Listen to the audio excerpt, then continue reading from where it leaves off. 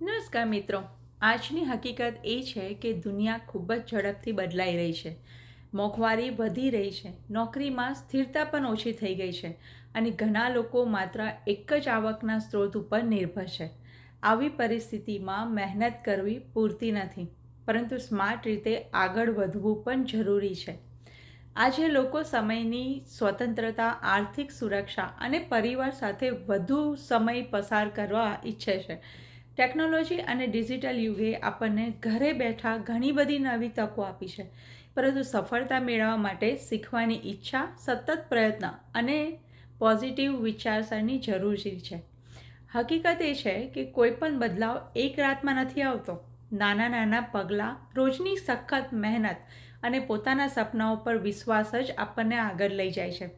ચાલો આજથી બહાના નહીં, પરંતુ નવા ઓપોર્ચ્યુનિટીને ઓળખીને આપણે આપણા પરિવારના ઉજ્જવળ ભવિષ્ય માટે કાર્ય શરૂ કરીએ.